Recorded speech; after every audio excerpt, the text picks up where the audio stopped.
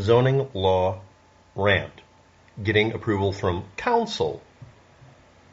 You go to license for that. International Residential Code, IRC. This is for international, basic minimums for housing. A home, they refer to it as a home instead of a dwelling, residence, etc. Must be at minimum 120 square foot house. Now they're using house and home. Built in, and they don't say it explicitly, but 320 square foot plot of dirt. And at least one room must be habitable.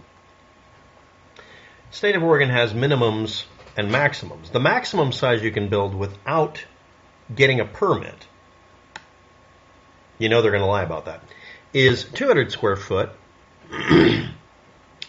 and 15 foot tall if you measure from the floor, that means the interior floor, to the average height of the roof. This is without a permit. Caveat: parking and single-family zone minimum requirements. Reforms were ignored for 10 years. These were passed 2010, 2001 in some cases. These were all passed because they weren't giving out permits very often because people refused to build on plots of land. Well, no, it's because people got stuck with hunks of property and just used them for collateral for getting bank loans. Large corporations do this all the time. They buy up a bunch of dirt and let it sit there fallow instead of letting it become residential property and having houses. And then they make basically busy work of paperwork. They're willing to do that because they can leverage the land as collateral for getting loans for doing basically gambling in the stock market. But these minimum requirements are yuppieisms to keep people from building quote-unquote slums. Buying your own dirt and putting on a building your size. I want to build my starter base like in the game Rust. I want to build a very minimal space. It would be very small compared to maybe your garage, depending on how rich you are. Poor people can't build houses because you make them have a requirement that's a minimum build cost of $100,000 in today's money. That's bare minimum, because they also put a bunch of stipulations in. Even though a 120 square foot house can be built out of a bunch of pallets that you deliver, ironically, on a pallet, they're 8 foot by 4 foot pallets, by the way, and make it 16 foot by 12 foot surface area. That's not even the floor space, but it would be under 200 square foot and over 120 square foot, obviously. Because that would be a 10 by 12 instead of a 16 by 12. So obviously it's right in the sweet spot here. Oh, you can build it without a permit, but you can only build it if you already threw a bunch of money on the property by building a building you would be selling on the open market for $1 million, because I don't want you lowering my property values. Not in my backyard.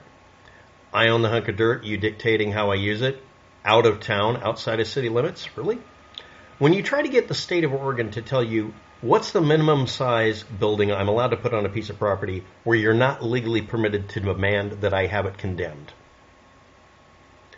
Yes, this is one of a couple of things I got thrown out of a city council meeting in Portland for, because everybody in the city council at that year were real estate developers. They didn't give a damn about anybody poor, and a couple of them went out of business because they didn't realize that you clawing yourself at the top by literally throwing us into the pit didn't do you any good. But I said, I want you to answer a straight question with a straight answer. I'm requesting mute. What that meant is they couldn't interrupt me to prevent me from being recorded on the official records as asking the simple question. What is the minimum land area or land dimensions so that you can't automatically have the right to condemn the property in a practical way? And what is the minimum size building I have to build before you don't have a valid reason to just get a rubber stamp on having the building condemned if I'm living in it? I want the smallest building possible to save money, costs for heating and cooling, reduce the fire hazard, and I don't need more space, and I'm never going to lease or rent it out. And then finally, I'm not a real estate broker. That's how long it took me to say that. They spent, I'm not kidding, 10 minutes trying to argue that my question should be deleted for various reasons, because they did not want it recorded that they wouldn't answer a straight question with a straight answer. On a state level, it's almost the same thing. The state of Oregon says, well, you can build this without a permit. No, I'm asking you, what's the minimum where you don't have an excuse to come on the property and say, for my own safety, you're going to bulldoze my house? Parking requirement. If the entire property is completely empty except for a postage stamp style building, it's all parking. Shut up. Single family sized zoning minimums. I'm not going to have a family. You're discriminating based on the fact that I'm over the age of 50 and I want to build a house without having it be for families. Well, we want single family houses. I don't give a fuck what you want. I'm asking you, what is the minimum size building? I'm not asking. I'm demanding. When you have to get a court order to compel the city to reveal that they have a secret list of laws that they don't publish but still try to enforce because it's a bunch of real estate brokers deliberately making it too expensive to have a hunk of dirt to live on, much less put a building on.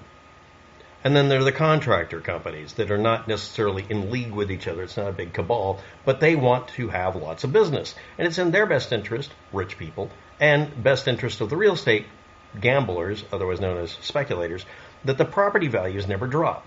If you look at your house and say, that's an investment instead of a money pit, you might be rich. Tell me you're too rich to understand reality if you talk, but don't say it out loud. Talk about your property values. Property values that are high equal taxes that are high.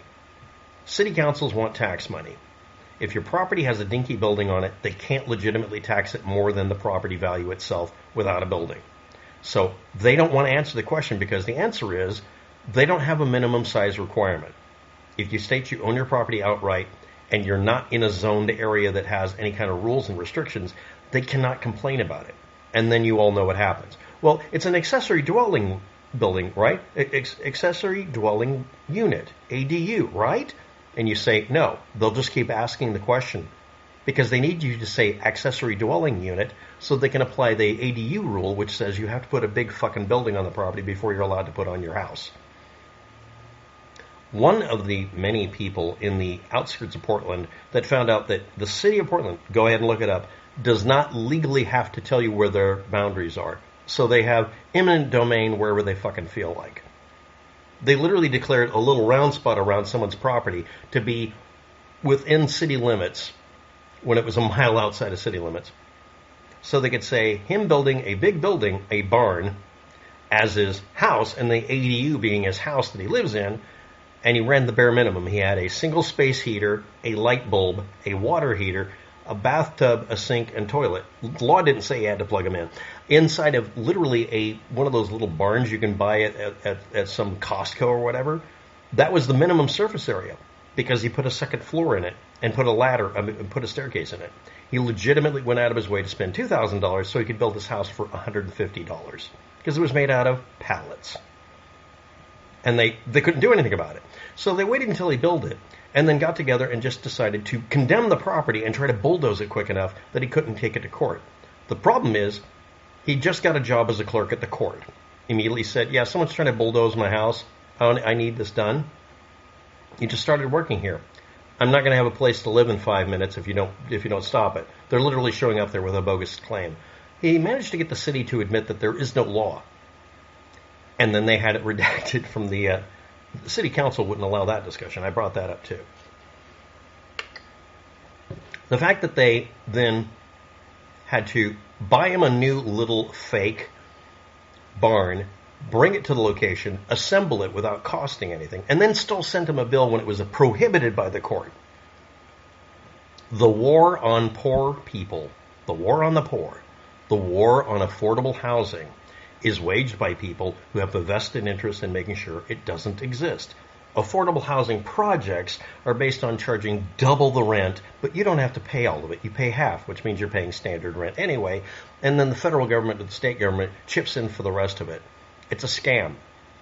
They get you to pay the rent, but if you ever make a mistake, they kick you out anyway, and they still get the rent, the same rent cost, because the state keeps giving them money, guaranteeing them rent, because they're so generous in charging you on paper double what the going rate is, driving up the property costs, therefore property value, and driving up the cost of living in the city. It's a rigged system. Always has been. How do we fight this? More than me showing up at the city council getting kicked out, and more than the two people who tried really hard to become city council members that would bust this up. You'd have to replace the city council and basically make it illegal for people who have a conflict of interest, real estate brokers, to make any law or discuss it if they have a vested interest in making sure cost of living is jacked up. Real estate brokers and rich people should not determine what happens to poor people and homeless people in any way, shape, or form. Period. Because in effect, if you're not aware of it, many business people want to make sure there's a homeless population so they can say, look out the door and see what will happen if you disobey me on my job here. I don't want to hear about unions. I was literally told at a business that I was working at, I will make you homeless if you don't do what I tell you. Please understand at the time I'm doing computer work on a full network, and suddenly I got more pay a week later because the network did not work for a full week. Well, they grumbled about the fact that magically I'm the only one who can fix it. And I made them admit on camera to the local news, Coin, that they threatened a undisclosed individual, I'm literally in the background waving, with making sure that I was made homeless because I wouldn't do something that was literally computationally impossible with a computer, using, if you're not aware of it, some piece of software to make the memory bigger. They saw the movie Virtuosity or something like that and thought you could just run a piece of software, run a program that makes it more memory. It's already doing it. It's the memory management system, and it caches to the hard drive. I don't like that answer. I will make it to where you are homeless if I can do that. Now remember, they don't actually have the ability to do that, except the company kind of had it in with real estate brokers and stuff. Now, I'm not saying, oh, they're all evil and it's a cabal. I'm saying it's in their best interest. They have a financial best interest, a financial motivation to fuck over an entire half of the population or more. There's more than 50% of the population that's been poor at one time or another and can't afford to buy a house now. This is a really bad situation. This is not how you want to run the country. So how do we fix it? Make it illegal for a city council or a police department or lawmakers to evade a direct question with a direct answer. Make it to where they're not permitted to hold office if they ever do it. In the case of police, if they ever lie, yes, you'd have to do this. You'd have to make it illegal for cops to lie. Because the people that are sent to your house to accidentally make sure you have excited delirium are going to be the cops. They don't send meter readers and code enforcement people. They send cops. They send people who are armed to enforce the will of those who are in power, not the law. And yeah, they literally ran a bulldozer onto someone's property, breaking their fence, trying to destroy a building so they could declare it condemned because it was a demolished building with the guy in it. That's what they were going to do. He just happened to be, working at the freaking courthouse. So when he found out it was happening, because a neighbor called him, they went out and blocked the bulldozer, and they got it was a big problem. And of course, if you're not aware, of course the building was demolished eventually. Of course this all ended up bad. No, it doesn't matter how illegal or wrong it is. If they just keep pushing it, they can make it happen. Someone with a vested interest in not letting things go forward will pull you backwards. So the International Residential Code requires a 120 square foot house built on 320 square foot plot of dirt, and it has to be habitable, at least one room. At that point, it is one room. A 200 square foot, 15 foot tall little building doesn't require any kind of permit, but they won't let you treat it as a housing environment. They won't let you treat it as a house. It doesn't matter if you pass every single restriction. They won't also admit that they have a lower limit where it's considered residential housing. They say, well, that's a zoning issue. You have to state whether or not I can use it as a residence. Stop being evasive. And yes, I can't quote them anymore. I don't have the list anymore. But there are hundreds of cases of the legal system and the courts helping the state of Oregon or the city and county you're in not answer that question, which should be imprinted in black and white in every single city, county, and state. Thanks for watching. Have a good day. Good luck with that. Thanks for listening to me rant.